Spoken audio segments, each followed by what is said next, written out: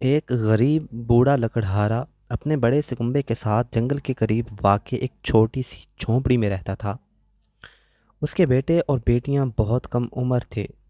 اس کی بیوی کھانا پکانے، صفائی ستھرائی، کپڑے دھونے اور بچوں کی دیکھ بھال میں مصروف رہتی تھی۔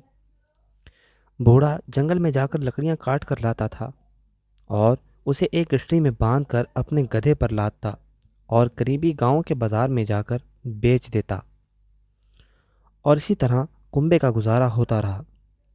ایک دن جب بوڑھا اپنے کام میں مصروف تھا تو اسے ایک گرجدار دھاڑ سنائی دی۔ اس نے اپنا کلہاڑا نیچے رکھا اور خاموشی سے سننے لگا۔ اچانک ایک بڑا سا شیر جھاڑیوں میں سے باہر آ نکلا۔ شیر نے بوڑھے سے کہا کہ مجھ سے مت ڈرو، میں تمہیں نقصان نہیں پہنچاؤں گا۔ تم بہت محنت سے کام کرتے ہو، تم بیٹھ کر تھوڑی دیر آرام کرو، تمہارا کام میں کروں گا۔ بوڑھا حیران تھا، اسے معلوم نہیں تھا کہ شیر باتیں کر سکتے ہیں، اور کیا بات ہے کہ شیر اسے مدد کرنے کی پیشکش کر رہا تھا۔ اس نے کہا، تم کتنے مہربان ہو پیارے شیر۔ بوڑھا ایک درخت کے نیچے آرام کر رہا تھا جبکہ شیر کام کر رہا تھا۔ شیر نے جلدی ہی سے ساری لکڑیاں کاٹ دی۔ بوڑھے اور شیر نے مل کر لکڑیوں کو ایک گٹھڑی میں باندھ کر گدھے کی پیٹھ پر لاد دیا۔ بوڑھے نے شیر کا شکریہ ادا کیا اور لکڑیاں بیچنے چلا گیا۔ اگلے دن پھر شیر آیا اور اس بوڑھے کی دوبارہ مدد کی۔ کچھ ہفتوں تک یہ سلسلہ جاری رہا۔ ایک دن کام ختم ہونے کے بعد شیر نے بوڑھے کی گود میں اپنا سر رکھا اور آرام کرنے لگا۔ اس نے بوڑھے کی طرف دیکھتے ہوئے پوچھا، کیا میں خوبصورت ہوں؟ ہاں، واقعی تم بہت خوبصورت ہو، بوڑھے نے جواب دیا۔ کیا میں طاقتور ہوں؟ شیر نے پوچھا۔ ہاں یقیناً، بے شک بہت طاقتور ہو، بوڑھے نے جواب دیا۔ کیا میں جوان اور توانائی سے بھرا ہوا ہوں؟ شیر نے پوچھا۔ ہاں ہاں، بالکل ایسا ہی ہے، بوڑھے نے جواب دیا۔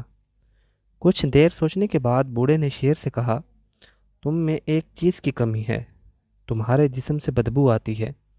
اگر تمہیں کوئی اعتراض نہ ہو تو براہ کرم اپنا سر میری گود سے ہٹا لو۔ اگر آپ کی طرح میرے جسم سے بھی بدبو آنے لگی تو میری بیوی کو بہت برا لگے گا۔ شیر اچھل کر اس کی گود سے اٹھا اور بوڑھے کو کلہاڑی دیتے ہوئے کہا، اسے میری پیٹھ پر مارو۔ بوڑھے نے کہا، میں تمہیں تکلیف نہیں پہنچا سکتا۔ شیر نے کہا، یہ میری خواہش ہے، اور یہ کہنے کے ساتھ ہی وہ دھاڑنے لگا۔ بوڑھے کی سمجھ میں کچھ نہیں آ رہا تھا کہ وہ اب کیا کرے۔ آخر اس نے کلہاڑی اٹھا کر شیر کی پیٹھ پر دے ماری۔ شیر کی پیٹھ پر گہرا زخم آیا اور خون نکلنے لگا۔ اس سے شیر کا جسم سرخ اور چبا سا ہو گیا۔ شیر جنگل میں واپس چلا گیا اور بوڑھا اپنی لکڑیاں بازار میں لے گیا۔ اگلے دن بوڑھا اپنے کام والی جگہ پر آیا۔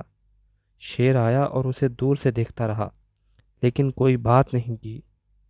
بوڑھا خوف زدہ ہو گیا۔ وقت گزرتا گیا اور پھر ایک دن اچانک شیر جھاڑیوں کے پیچھے سے بوڑھے کی طرف بڑھا۔ اس نے بوڑھے سے کہا، میری پیٹھ کی طرف دیکھو، زخم کا کوئی نشان ہے؟ بوڑھے نے غور سے دیکھا لیکن اسے کہیں کلہاڑی سے لگنے والے زخم کا نشان نظر نہیں آیا۔ یہ بالکل ٹھیک ہے، کوئی نشان نہیں ہے، بوڑھے نے کہا۔ ہاں، شیر نے جواب دیا، کلہاڑی کا زخم تو ٹھیک ہو گیا ہے لیکن تمہارے سخت الفاظ کا زخم ابھی تک میرے دل پر موجود ہے، جو کبھی ٹھیک نہیں ہو سکتا۔ مجھے ہمیشہ یاد رہے گا کہ تم نے میری بدبودار جلد کے بارے میں جو کہا تھا۔ اب تم اس جنگل کو چھوڑ دو ورنہ میں تمہیں کھا جاؤں گا۔ اور یہ کہنے کے ساتھ ہی وہ گرجدار آواز سے دھاڑنے لگا۔ بوڑھا جنگل چھوڑ کر چلا گیا اور اس دن سے اسے تمام شیروں سے خوف محسوس ہونے لگا۔ اسی وجہ سے دوسرے لوگ بھی اب شیروں سے خوف زدہ رہنے لگے ہیں۔